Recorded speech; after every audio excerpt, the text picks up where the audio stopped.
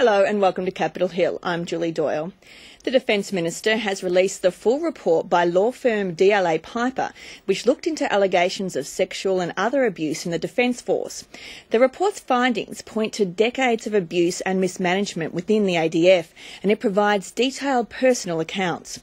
Joining me today to discuss today's events, we have Labor MP Stephen Jones in Sydney and Liberal MP Alan Tudge in Melbourne. But before we get started, let's go firstly to the DLA Piper report.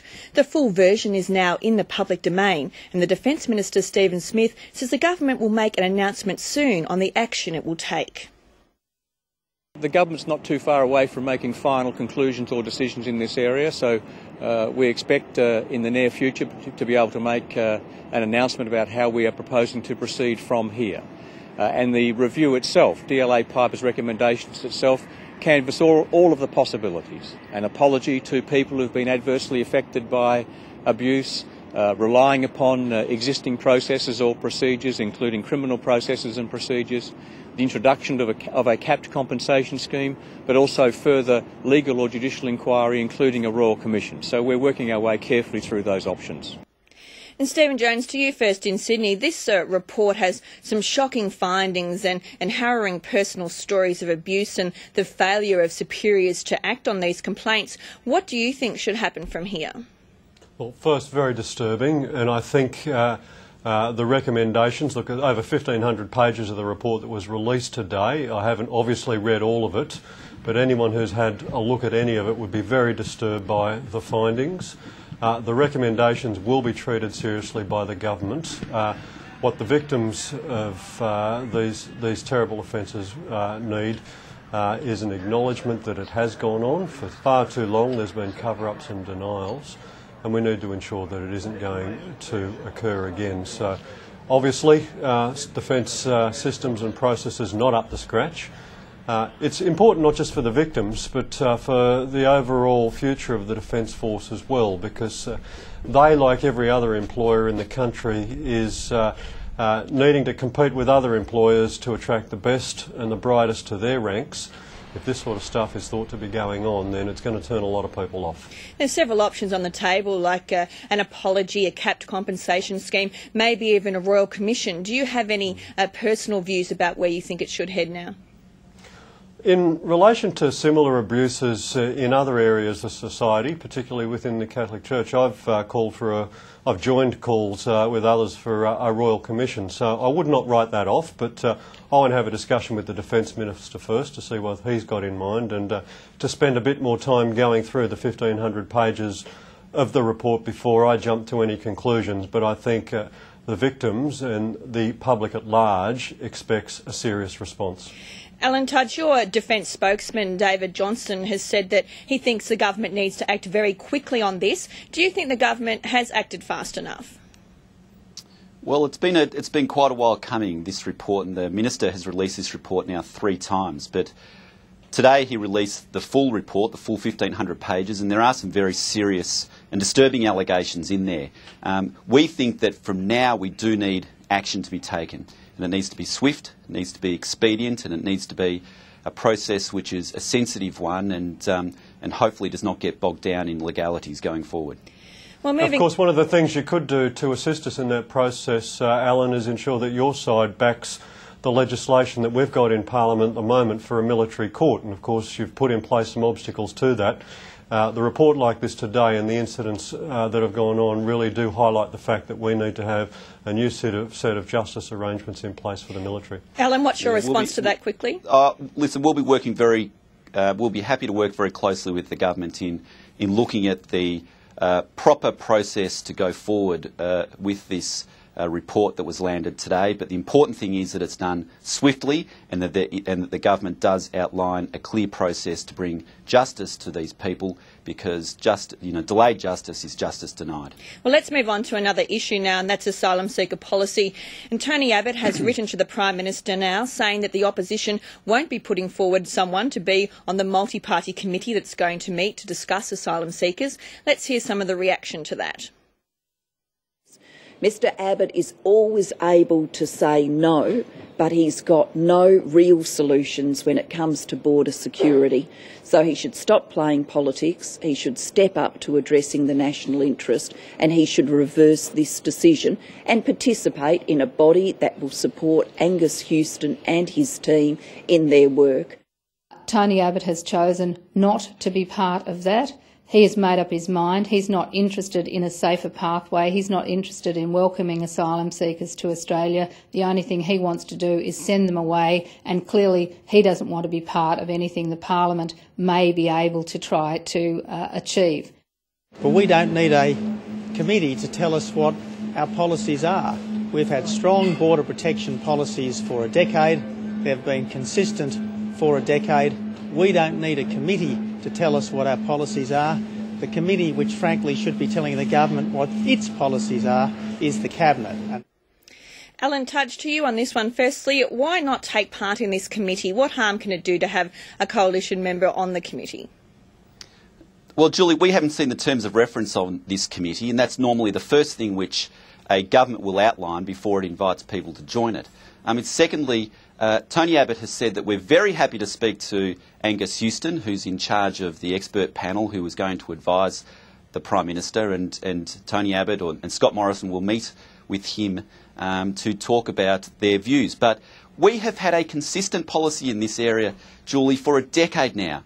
And the Prime Minister says we don't have any solutions for this area. Well, we do. We had a solution which worked. It stopped the boats. When Labor came in, there was only 3 boats coming to our shores per annum. They unravelled that whole system, and all we're suggesting to the government is they put back in place the systems which worked in the past, because it will work again in the future. Stephen Jones, you're a member of this committee. Will it make any difference, the fact that there's not going to be an opposition member on there, given that there's still this political stalemate anyway? Well, it's very disappointing, Julie. What it demonstrates is that there is no room in Tony Abbott's policy for facts or evidence, because the committee wasn't set up for its own sake. It was set up to avail Parliament of the expertise of eminent Australians like Angus Houston, former head of the Defence Force, eminent Australians, to avail ourselves of the facts and the expertise and the evidence. Well, Tony Abbott's going to meet. He's going to meet with Angus Houston, though, so he's still going to have that input. He's going to talk directly to Angus Houston. Yeah, what Tony Abbott appears to be saying... Well, hang on a moment. We'll get to you in a moment, Alan. What Tony Abbott is saying in that grab you just took then is that he's happy to have a cup of tea with Angus Houston, but he's not going to change his mind. And just because something worked or might have worked 10 years ago doesn't mean it will work today. And there's a very good reason for this. Why not try, Stephen? It doesn't. There's a very good... Alan, we'll get to you in a moment, mate, but hear me out.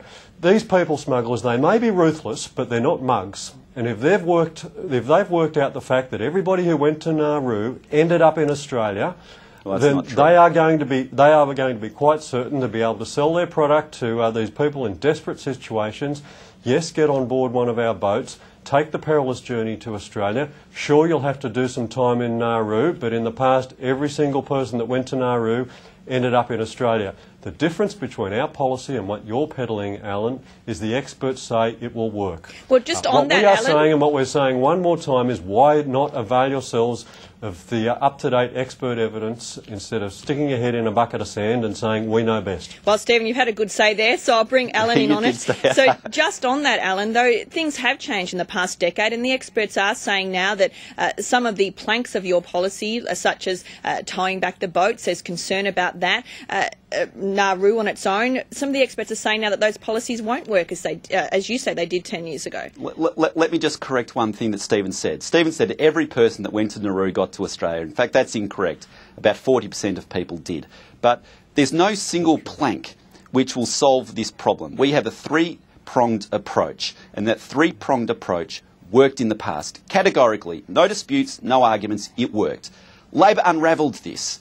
Now, all we're suggesting is try this. Stephen, try it. And those 3 prongs are reopen Nauru, introduce temporary protection visas, and we're safe, turn the boats around. Now, those 3 things you have supported in the past, there's no reason why you can't at least attempt to try them.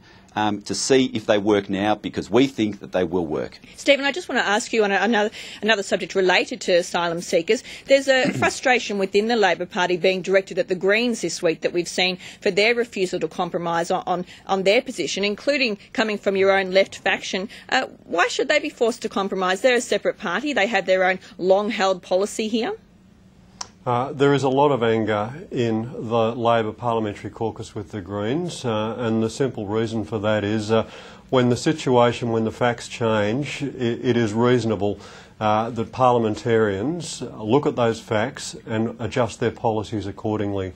Our disappointment with the Greens, quite frankly, is that they are acting more like a protest movement than a parliamentary party, and I think Australians expect more of us than that. But you now, can't can I return to one of the points? Because Alan's actually got... Stephen, I'll just stop you there. You can't expect the Greens, though, just to support your policies, though. Well, it's not what I expect. I think all Australians expect parliamentarians to work together to try and break this deadlock. It's not an expectation they just have on our side of politics. They have that expectation on Alan's side of politics, on the minor parties and the crossbenchers as well. And if you have a look at who's moved in this, the government's moved, some of the independents have moved, but the Greens haven't and the opposition haven't. I think Australians, not what the Labor Party expects, it's what all Australians expect. So, Alan, on that then, can we see any movement or any compromise then coming from the opposition? We're saying you're not going to take part on this committee. Is that a sign that you're not going to move at all? Well, Julie, again, if I can repeat, we've had a policy, a consistent policy for a decade. But one that a lot of the experts now say won't work or is dangerous. Well, I don't know who these experts are, Julie, but the policy has worked in the past, it's been consistent for a decade, and it's based on two core principles. One, about being effective, and two, having reasonable protections in place. And those are the two things which don't work in relation to the government's policy. So, for example, with relation to the Malaysian solution, now the government has said that it won't, for example, return women and children. So what do you think the people smugglers are going to do? They'll just fill up the boats with women and children to come to Australia. That's what they'll do, so it won't be effective. That's a key criticism of that. Now, the government today, without legislation, can reopen Nauru. Today, without legislation, it can reintroduce temporary protection visas. The High Court has knocked off Nauru. And it can also today direct the Navy to turn the boats around where it is safe to do so. That, by the way, that third element, even though, Stephen, you'll criticise that, that was supported by Kevin Rudd, it was supported by Julia Gillard, and it was supported by Kim Beazley. Your last three leaders have all advocated turning the boats around where it was safe. You're just being opportunistic now, just because we're the ones who are advocating it. Stephen, I'll give you Julie, a very brief comment there. We're about to run out of time. And it's a key point. You object to Malaysia because you say they aren't signatories to the UNHCR Convention. I've got a question for you, Alan. If a boat comes to Australia from Malaysia, will you turn it back to Malaysia?